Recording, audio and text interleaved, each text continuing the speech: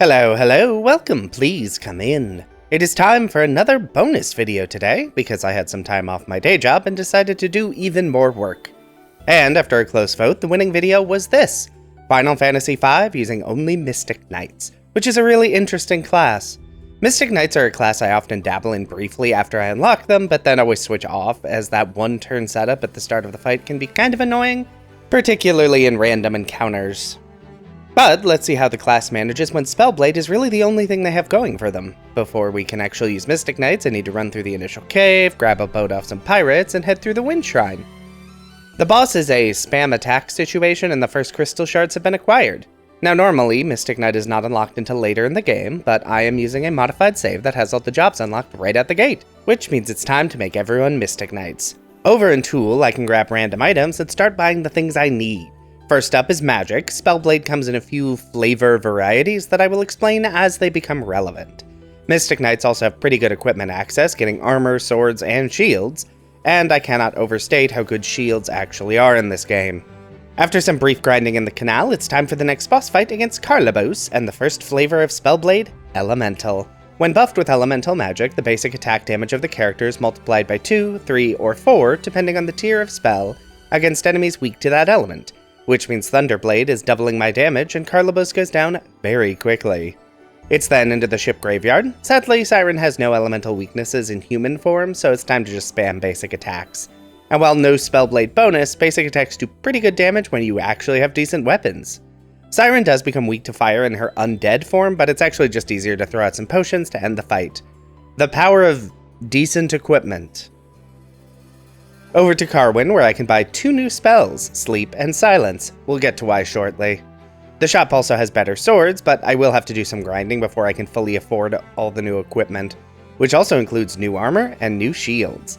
It may be a bit expensive to kit out a full party of Mystic Knights, but after the magic-focused classes I'm used to using in this game, having decent defenses is so nice. Next boss is against Magissa, and it's time for the second flavor of Spellblade, and that is status inflicting. Mystic Knights can infuse their basic attacks with status effects to couple basic attack damage with a chance to inflict said status. And, for reasons that are unclear to me, that chance is basically 100%. So yes, Mystic Knights are actually better at inflicting status effects with their swords than dedicated spellcasters. What that means in this fight is Silent Spellblade on Magissa to negate her spellcasting, and Sleep Spellblade on Forza to keep him constantly unconscious. Every attack does technically wake him up, because physical damage, but it also then puts him right back to sleep. What a nothing fight. Sadly, the town of Wolves has no new spell nonsense or weapons, but the armor shop does have a bunch of nice new armor. And of course, Wolf's Castle has some items to grab to augment my party.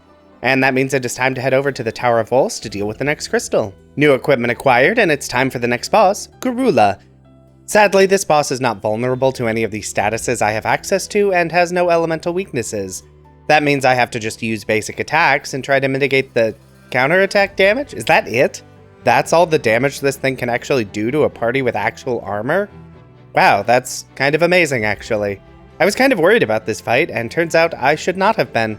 Even a little bit.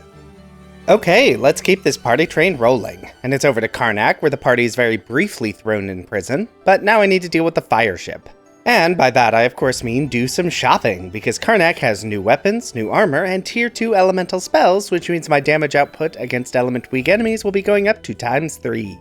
Once I can afford all of those shiny upgrades, that is. So, let's do a quick run through the ship, fighting enemies and picking up all the treasure, shall we? Most of these aren't super useful, but even garbage can be sold at a profit to buy more things I actually want.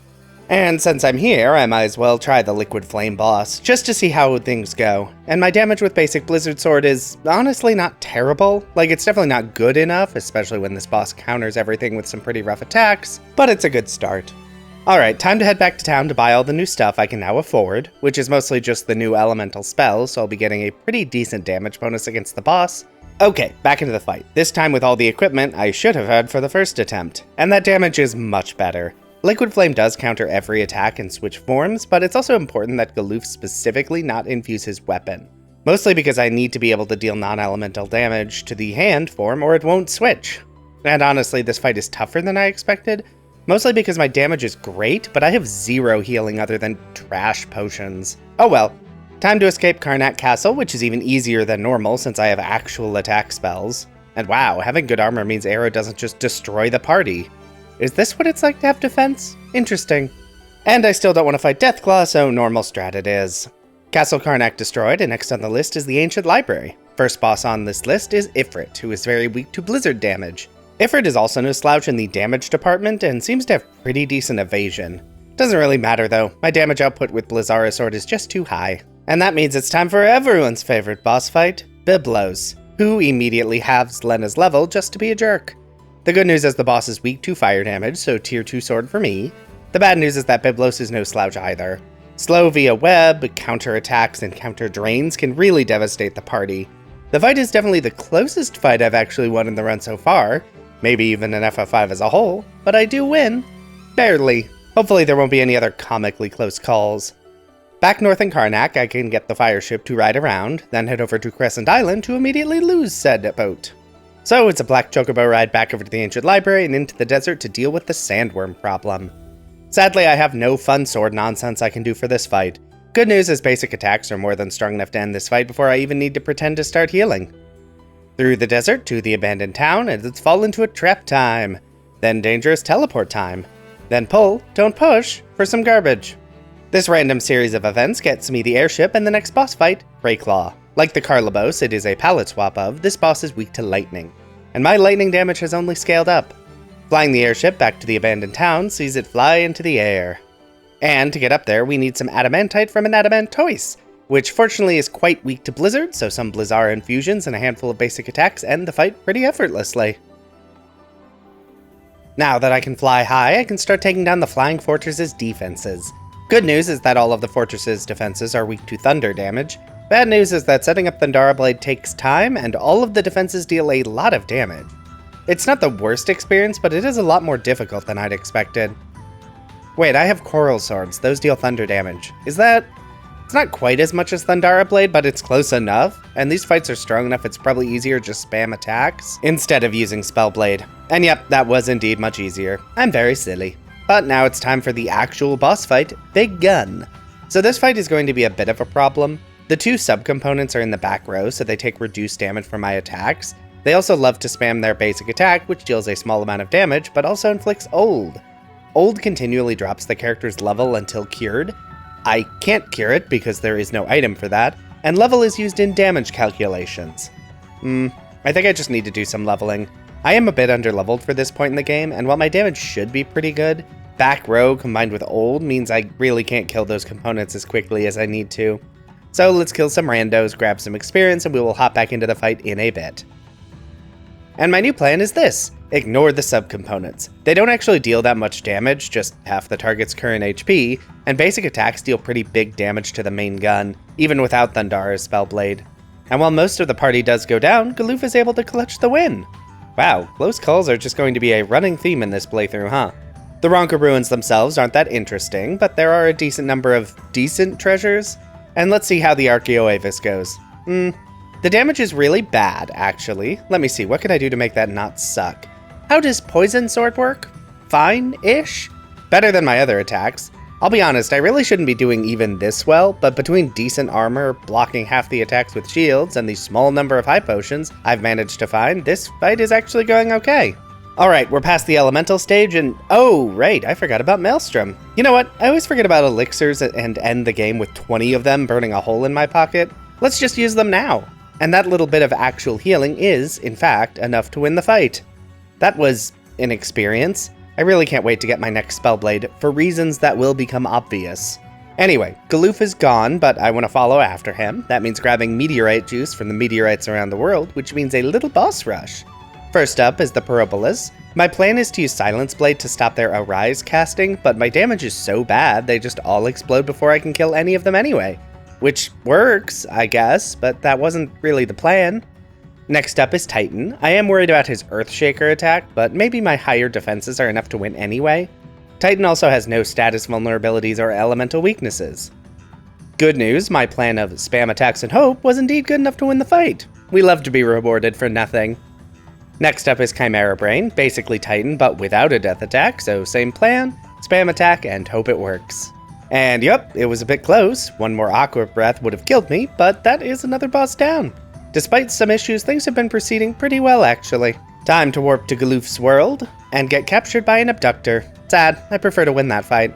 But Galoof is here to rescue the party, so he must solo Gilgamesh, which turns out to be super easy because Gilgamesh keeps missing, and even when he hits, he deals very little damage. The bridge fights themselves are very easy, with every enemy being weak to thunder damage of the Coral Sword, other than the flying cats, but they are incredibly fragile anyway, and it's time for another refight against Gilgamesh, who doesn't really have any status vulnerabilities or weaknesses, so my only plan is spam attack, which gets me to phase 2, but then Gilgamesh uses a bunch of buffs and the fight is not going great. Okay, it's time to throw out some consumables and actually heal. I don't want to because I don't have a ton of usable healing items, but that is... okay, so that wasn't great. Let's try this fight again, but this time I have a strategy. What is my strategy? Oh, he's not immune to silence? Okay then, time to use Silence Blade. This won't increase my damage, but it means when he tries to go into phase 2 and cast a bunch of buffs, he won't. And him not being buffed is really all I need to win the fight. The party is then thrown across the world, and it's a brief run over to the town of Regal. This town has access to new magic, new weapons, and new armor. And the most important of these is Drain, which introduces the next flavor of Spellblade.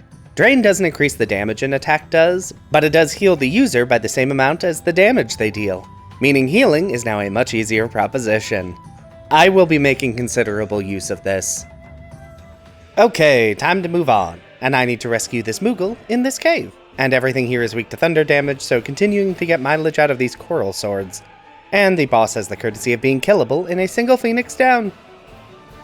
Over to the Moogle village to pick up some neat treasures, and it's time to warp back to Castle Ball. The shops here are basically the same as they were in Regal, so nothing that exciting. Oh, I should buy some high potions. Hopefully won't need them now that I have Drain Sword, but better to have them and not need them. Anyway, time to head over to Werewolf Town. And through Werewolf Town to the Dragon Mountain because I need some healing herbs for a dragon. Huh, you know, I'd always assumed this boss was weak to fire, but it definitely isn't. That complicates things. Especially because I don't have any multi-target attacks to take down the flowers, and they are brutal with status effects on the entire party. They are easy to kill, but I can't actually do so fast enough to make much of a difference, because the pod will just respawn every single time. Okay, let's do a restart. I'm going to do some quick grinding while I think of an actual plan for this fight. Okay, little bit of experience gained, and it's back into the fight, and now I have an actual plan. The main pod is immune to all meaningful status effects, however the flowers are not. They can actually be put to sleep. The only way I can put things to sleep is via Sleep Blade, which is a bit difficult because my attacks deal too much damage. However, I really just need to wait until one of these stupid flowers... There we go. Ferris has been afflicted with Old, which means her attack power is going to continue to decline throughout the fight. And once it declines enough, I'll be able to attack the flowers and put them to sleep. The boss doesn't respawn the flowers until the existing flowers all die. Now, they will despawn automatically, but if you don't kill them, that actually takes a while. Huh, guess you can also confuse them. Neat. Anyway, while the one flower is just sitting there, unconscious, the main body does nothing. So I can repeat this cycle a few times until the boss dies. Okay, that was a big improvement. Back to Castle Ball to deliver the dragon herbs, and I have my flying mount. First destination is over to Guido's cave to sink it beneath the ocean, then to the boats for a boat fight. Excuse me, Gilgamesh is expecting me, get out of my way. Hi Gilgamesh, brace for murder. Neither Gilgamesh nor Enkidu have any status or elemental weaknesses, however Drain Sword is doing some big work, basically letting me just constantly attack. I was hoping my damage would be good enough, but I'm not managing to outpace White Wind. Fine, I guess I'll target Enkidu. He's in the back row, which makes it a little more difficult. Gilgamesh and Enkidu have also decided to focus fire Lena, which makes it way more difficult to keep her alive. Good lord, boys, chill. Okay, there we go. Enkidu is down, and Gilgamesh follows pretty shortly afterwards. Thank you, Drain Sword. And with that fight completed, we're into the Barrier Tower. Can Mystic Knights outdamage yellow dragons? Huh, looks like they might actually be able to. I mean, it's super tedious, but I am healing faster than they are hurting. Mostly. The rewards probably aren't worth it, though. Anyway, next up is Atomos. This boss is weak to the sleep condition, so my plan is to just put it to sleep with Sleep Blade. Really gonna slow the entire party with your once per battle action. Shouldn't it be asleep? How does it keep casting Comet? Strange. Does sleep have just, like, a stupid short duration here? I should be waking it up and putting it back to sleep with every attack. And that seems to not be happening properly. I'm actually not sure what's going on here. This should be working, and it just isn't. Okay, You know what, let's hop back in and try that again. Okay, now it seems to be working properly. My only guess is that being slowed was stopping me from keeping Atomos asleep as much as I needed to. I thought it might be the timing of the attacks, but then I just set the game to auto battle and it continued to work without issue. Comments, please advise on what was happening here. I am confused. Anyway, barrier tower destroyed, I can swing by Guido's underwater cave and grab the branch of Moor to access the Forest of Moor in a bit. But first, it's into the town of Moor to buy new weapons for the party and tier 3 elemental spells. Oh, they also have a bunch of new armor, how exciting! And expensive. The Forest of Moor is next, and after some brief fire, it's time for the next boss, 4 crystals. There are a couple ways I could try to handle this fight. I think my plan is going to be to use Spellblade to burn down the crystals one at a time before they can kill me. The healing from Drain is good, but the damage of my basic attacks is not. And while the healing is nice, it's not actually good enough. Okay, new plan. I picked up a flame shield in the forest which absorbs fire damage, so I can just attack down the fire crystal until it starts spamming Firaga. That crystal will then fully heal Bartz for the rest of the fight. This does mean the rest of the party is dead and Bartz needs to solo the boss, but he is being constantly fully healed. There are a few close calls where the timing on the boss attacks is messy or Bartz misses a Drain sword, but the fight is really more boring than interesting. It doesn't help that the second to last crystal is in the back row and takes half damage. Crystal's finally dead and I can move on with my life now. Okay, that's done. Oh, I should pop over to Exdeath Castle to... They sell better weapons here. Okay, at least it's only a +1 to attack. Still, that would have been nice to know. Oh well. Anyway, more completed, and that means Galoof is out and Kryl is in. And that means it's time to take the fight to Exdeath Castle. And that means it is time for another Gilgamesh fight. And just like last time, it's Drain Sword time. But no Enkidu this time to mess up the fight. Gilgamesh does love to throw out statuses like Confuse and Blind, or half my level, or put me to sleep, all of which are super obnoxious, but the healing from Drain Sword means the fight isn't that difficult to just spam attacks through. And that means it's Exdeath time. I'm not super optimistic about this fight. Exdeath has no status or elemental vulnerabilities, and while Drain Sword is very strong, so is Exdeath. So my basic attacks are dealing like 300 damage. That's worse than Red Mage's, isn't it? I mean, I think I'm a considerably lower level, but still.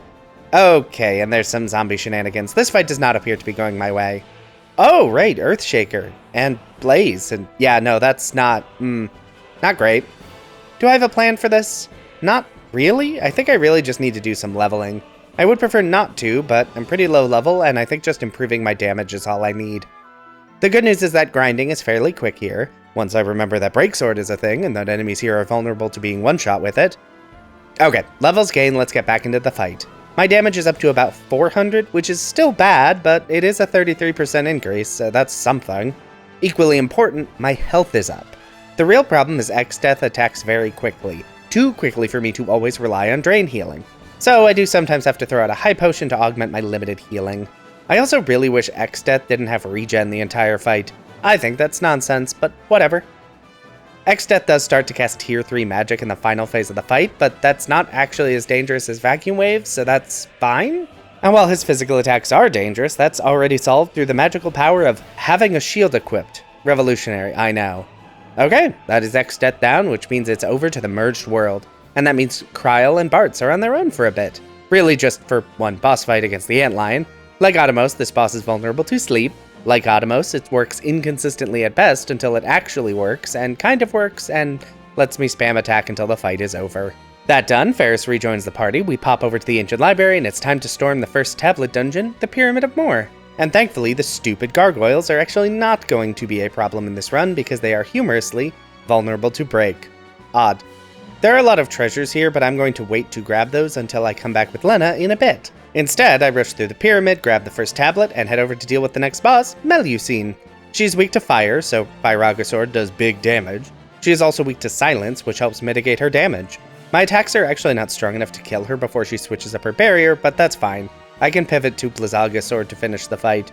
Hooray! The party is reassembled. And it's over to the sealed castle to pick up my only usable legendary weapon, the Assassin's Dagger. I really wish there was a legendary regular sword as opposed to just a legendary knight sword. Oh well, sad. Anyway, now that it's World 3 and I have an airship, I can fly over to the hidden village of Mirage. This place has a bunch of items. I did not know the Thief Dagger was here. I have stealing on a character. Interesting. Probably not super useful, but interesting. The armor shop also has a lot of shiny armor. I'm gonna have to work to afford all this though, because none of it is cheap. Now, in theory, I could actually head into the Rift to finish the game now. However, I have a lot of optional fights to do before that should happen. First up is the Phoenix Tower. Oh, you know, I kind of forgot you just talked to the wall to open the way forward here. That's gonna make a future video a bit embarrassing. That's fine, I guess. Anyway, this place is good for grinding, but more to the point, the enemies here have reflect rings, and I need a handful of reflect rings for the party. Thief Dagger doesn't always trigger, but it triggers enough to make the process not suck. Okay, 2 reflect rings in hand. Nice. The next place I want to go is the Fork Tower. Sadly, you can't access the sealed tower until you do the Island Shrine. So next up is the Island Shrine. Goodbye, gargoyles. Any nice treasures here? No, not really. Anyway, boss time. This boss has 4 targets, but only one of them is real at a time. So you really just have to try and attack each one in sequence until one of them takes damage. The fight does start bad, with most of the party being paralyzed, but the duration on that effect is really short. And then begins the long, tedious process of actually winning this fight. It's not difficult, really, it's just boring. Completing the Island Shrine has unlocked the Fork Tower, which is where I am definitely heading next. There are 2 bosses at the end of this dungeon, and both are a problem for Mystic Knights, but in very different ways. First boss on the list is Minotaur. I lead with Lena in the back row to take reduced damage. The actual armor and having a shield also helps a lot. I can't use Spellblade in this fight, so I need to rely on high potions for healing, which are not the best. Bard has the Assassin's Dagger, the strongest weapon I have, so his damage is actually quite good. This fight actually goes quite well. My damage is good, my shields are good, it's nice. Next up is Omniscient, who will cast Return if I attack, which is kind of Mystic Knight's whole deal. However, the good news is that he is not immune to silence, for some reason. And with 2 Reflect Rings equipped, he can't really do anything to me while I just spam the attack command. Okay, that's that fight done. This gets me Holy, a tier 3 elemental spell, and, way more importantly, Flare. And Flare is our final flavor of Spellblade. Instead of applying a status or dealing bonus damage to enemies weak to an element, or draining HP, or MP with Osmos, but that will never be relevant, Flare just deals big damage. And it applies to Spellblade by giving a 100-point bonus to the attack stat of the weapon. For context, the Enhancer, which is here in History Falls, is the strongest weapon Mystic Knights can equip. It has an attack power of 97, meaning Flare doubles it. Except it's actually way better than that, because it also ignores 75% of the target's defense. Yeah, Flare Sword deals big damage. The final flavor of Spellblade is Murder. Oh, I never finished the Pyramid of Moor. I guess I should do that.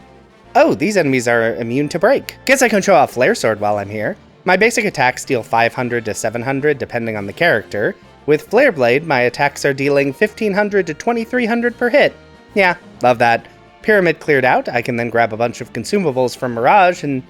Oh, can't forget the magic lamp. Can't ever forget the magic lamp. And that is actually it. There are some more optional areas, but they don't have anything I want or care about. So it's time for the Extra-Dimensional Rift. Let's do this. Run through the first few areas uneventfully, and it's first boss time, Califisteri. Calo loves to cast a bunch of negative status effects and counters physical attacks with Drain. While you can counter this somewhat with Reflect Rings, the easiest answer is to just use Silence Blade. This stops all her spell casting and lets me spam attacks until the fight is over. Next. A panda. Biblo's clone and weak to fire damage. I should actually have checked if Flare Sword would have been stronger. Looking at those numbers, no, Firaga was definitely the way to go. This fight does look a bit iffy, but realistically it's fine. I take out a panda before anyone even starts dying. Ooh, Hermes sandals. Love that auto haste. This should be very useful. Let's take out Azul Magia. This fight is optional, but it does unlock a save point. I can also reflect back most of his spells with Reflect Rings. I only actually have 3, but that's fine. I'll just give Farius Hermes sandals to pair with her Enhancer. Okay, now it is Catastrophe time, and this fight is a potential problem. The boss uses Petrification, but more importantly has Earthshaker to deal huge damage to the entire party. Drain Sword does work, but not actually enough. Oh, I have a better idea, actually. Let's just reload and try that fight again. Ferris has the Enhancer, my best weapon, and wait, isn't there a second one of these in the Rift? Where is that? Oh, let me just go back and grab that real quick. And yes, I know I could steal one from the Swordmasters in the castle area. Mug doesn't trigger every attack, Steel doesn't work every time, and it's the rare Steel. I'm not doing that. Instead, my plan is to equip the Hermes sandals on Ferris to maximize her enhancer damage, and an Aegis shield to ignore petrification. Okay, well that went poorly, but that was just bad luck though. Let's just hop back in. And yeah, there we go. As long as I don't miss 2 attacks in a row, I heal as much as Earthshaker deals, and Catastrophe does not actually have that much HP. Next up is Halicarnassus. I'd love to say I have a clever strategy for this fight, but nope, just Flare Sword. He doesn't have a ton of HP, and he uses attacks in a preset order, and spoiler, he is not going to live long enough to even use the more dangerous ones. Then it's Twintania. I use high potions to ensure my HP stays high enough until it starts charging, and a Breaksword takes it out in one shot. Into the final area, and first is a fight against Gilgamesh, in which I spam attacks. Then the final optional fight, Necrophobe. The barriers deal big damage, but they are all vulnerable to Breaksword. Once they die, I can switch over to Drain Sword on everyone and just spam attacks until Gilgamesh shows up to steal the kill. And that means only one boss fight left. Exdeath. I am a few levels lower than normal, but you know what? I'm gonna go for it anyway. So, in the first phase of the fight, I'm just going to spam Flare Sword. My original plan was going to be to use Drain Sword for safety, but you know what? I have 20 elixirs to use, and you can't take them with you. Oh, you know, I think I damaged him fast enough he never even used White Hole. And I got through his last 10,000 before spamming Meteor. That is a really promising start. Next up is the 4-target Neo Exdeath, and I start the fight by using the Magic Lamp 3 times. Bahamut and Leviathan deal okay damage to all segments, but as usual, the real star is Odin, who kills the rear segment in one shot. Ferris can then use Breaksword on the bottom segment to kill it in one shot. Because Break may be very inaccurate against that segment, but Breaksword doesn't care about petty concerns of balance. Okay, first Grain Cross and Berserkin Zombie. That's, pretty bad actually, especially when the zombie still gets to use Flare Sword. But again, you can't take him with you, so let's use some elixirs. Oh, thank you for the Dispel, Exdeath. I appreciate you curing Berserk. Okay, now comes the hard part. There are 2 segments left, and both need to die in quick sequence to stop Exdeath from spamming Meteor. But it's complicated by the middle section taking reduced damage for being in the back row, and my entire party is dealing different amounts of damage because they all have different weapons. Now, a smarter, more attentive me might have noted the damage I was dealing to keep them close in HP, maybe jotted a quick note for each attack down, or even pretended to add them up. That is not what I'm doing. I'm just sort of vibing it out, you know? Just feel the numbers, see how they work. And boy, are they not actually close together. The front segment dies, and that middle segment is not that close to death. And that is made worse by both Kryl and Bartz being afflicted with old, so my damage is actually considerably reduced. And half my party is dead. Some final attacks then see only Ferris left alive, who dodges a final vacuum slice to get off one more attack, and finish the final boss with one last Flare Sword attack. Okay, so that has to be the closest a fight has ever gone in an FF5 challenge. One failed dodge from failure and I still managed to win. Anyway, this playthrough is pretty fun. Mystic Knight is limited in some pretty key ways, see any of the fights where I struggled, but in the fights where they are good, aka any fights where status effects or elemental weaknesses can be exploited, they are really strong. But I will have more to say about that in the summary video, out next week. I did want to shout out that I do have a Patreon, linked in the description. I spend a lot of time making these videos, so if you enjoyed the video, want to support the channel, and are financially stable enough to do so, that exists. No pressure though, this channel is free to enjoy for everyone and will remain that way. For now, if you like this video, be sure to hit that like button. If you'd like to see more of this, feel free to subscribe. Hey, maybe leave a comment if you have something you'd like to say. But whatever you decide to do, have a safe trip home.